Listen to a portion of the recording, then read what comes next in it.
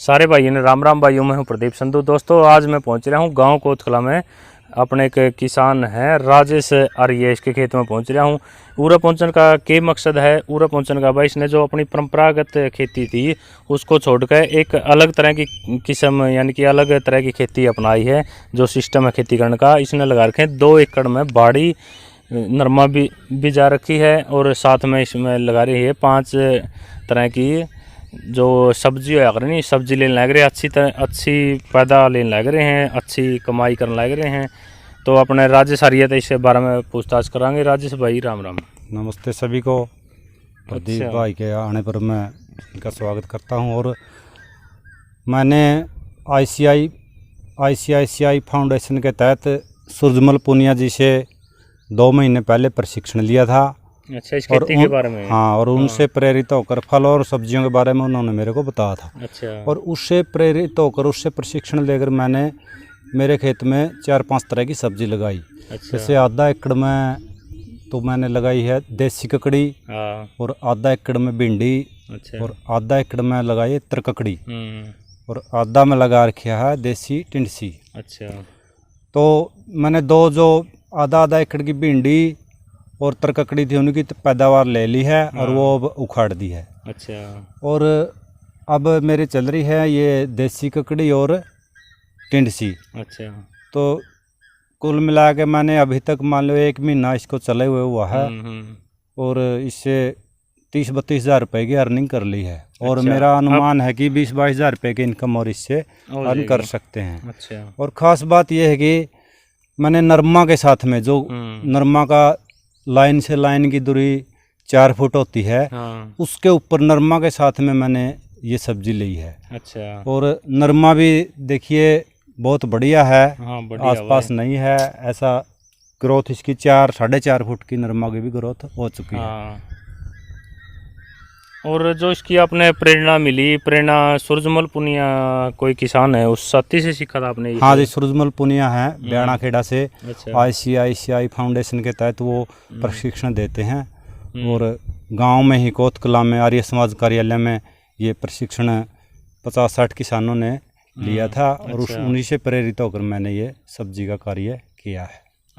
और जो ये सब्जी है नहीं, सब्जी की बिक्री कहाँ करो आप? गांव में बेचो या फिर कहीं मंडी में बाहर जाकर? बिक्री के मेरे इसके 4 तरीके हैं। अच्छा। जैसे यहाँ खेत से भी लोकल ग्राहक ले जाता है, उसके बाद हम घर जाते हैं, घर पर रख देते हैं, घर से भी लेने के लिए आ जाते हैं।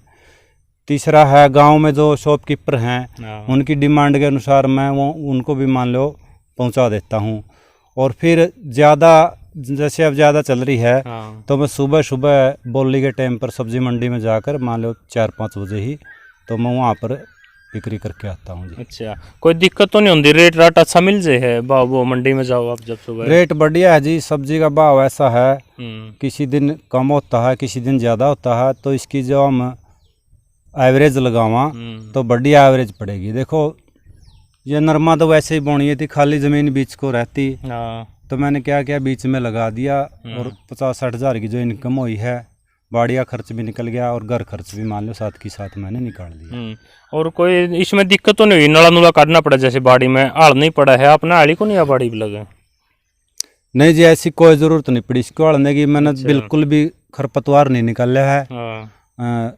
मान लो इसके अंदर मैंने बोते ही एक अपने दवाई होती पेंडा के नाम से, पेंडा मिथाइल, तो उसका स्प्रे वो हल्की ही दवाई होती है बिल्कुल, कोई उसका साइड इफेक्ट कोई 1-2% मुश्किल से होता ही नहीं। तो वो करने के बाद 45 से 50 दिन तक कोई खरपतवार नहीं हुई। और अब बाड़ी ने नरमा ने ग्रोथ ले ली है, तो ये ज़मीन को कवर कर गई, और अब इसके अंदर खरपतवार होती है ना। तो मैंने इसकी अड़ाई की है न ही निराई गुडाई की है, तो नरमा भी बढ़िया चला हुआ है।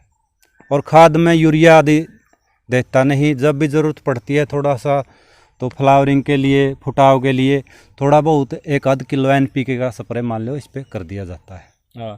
और पानी कितने दे लिए आपने? हमने देखा भाई आसपास इसका लेवल की बाड़ी में तो देखी को नहीं भाई, ब्लॉग पूरा गमा में देख लिया, आसपास के गमा में भी जावा इतनी बड़ी और इतनी बड़ी बाड़ी बाइकड़ियाँ देखी को नहीं। तो इस राजेश तो पूछेंगे भाई, राजेश कितने पानी दे ली इतनी ब्लॉग इसमें? पानी तो प्रदीप जी इसमें जब जेठ के महीने में लू चल रही थी, हाँ, तो उस समय जल्दी जल्दी 5-6 पानी की ज़रूरत पड़ी थी। हाँ, उसके बाद क्योंकि अब लॉकडाउन होया है, वातावरण शुद्ध हो गया था, तो गर्मी भी थोड़ी लेट आई, कम पानी देने की ज़रूरत पड़ी। हाँ, तो फिर उसके बाद मैंने बारिश आ गई, बारिश आने के बाद कुछ 1-2 पानी की और ज़रूरत पड़ी है, इसलिए इतने खास पानी की ज़रूरत देखो नहीं भाई ये अपने राजेश आर्य जो किसान है नी, साथ में काकड़ी लगा रखी हैं और साथ में नरमा लगा रखी है। अच्छा रेट लेने लगे रहे हैं मार्केट में, यानी कि जो परंपरागत खेती थी उसको छोड़ कर एक बिजनेस की तरह अच्छी पैदा लेने लग रहे हैं। देखो राजेश जी, आपने कौन सी किस्म लगाई ककड़ियों की? ककड़ी की लगाई है जी मैंने, ये फुट ककड़ी बोलते हैं इसको, बागड़ी ककड़ी बोलते हैं। अच्छा, तो यह मैंने लगाई है। और क्या किया, लगाने से पहले इसकी शुरुआत की जब 4-4 फुट के बीच में मैंने ट्रैक्टर से नालियां बनवाई और फिर हाथ के साथ सोब के साथ लगाई जी। और फिर तो फिर इसमें जो मार्केट में अच्छी मांग है इस ककड़ी की? मार्केट में बाजार में से तो थोड़ी कम मांग रहती है इसकी, गाँवों में आसपास यहीं से लोग ले जाते हैं। इसमें मैंने ये सुविधा कि मैंने मार्केट नहीं करने जाना पड़ता, तुड़ाई भी ले जाने वाला अपने आप कर लेता और अपने ले जाता है। अच्छा, जो आपने 2 एकड़ में लगाई है साथ में सब्जी और नरमा, इसमें आपकी कुछ वो भी रहे, आपने लेबर भी लगाई कुछ? लेबर की मैंने आवश्यकता नहीं पड़ी जी, लेबर की इसके अंदर। अच्छा, आपको खरपतवार में पड़ती, खरपतवार हो या को नहीं, तुड़ाई कर लेते। ककड़ी एक मोटा फ्रूट है ये, और टिंडसी भी मोटाई है। थोड़ी सी भिंडी में ज़रूरत पड़ी थी लेबर की और तरककड़ी में पड़ी थी, वो आधा किला उखाड़ भी दिया। ये फिलहाल ये चला हुआ है। अच्छा। देसी ककड़ी। और जो ये कारोबार है आपका साथ में खेती और ये सब्जी लगाने का, इसको आगे आप बढ़ाना चाहोगे अगले साल से? अगले साल में अब अगस्त के महीने में मेरे को 2 एकड़ ज़मीन मिल गई है, तो मैं 1 एकड़ में गोभी और 1 एकड़ में मूली लगाने का विचार कर रहा हूँ।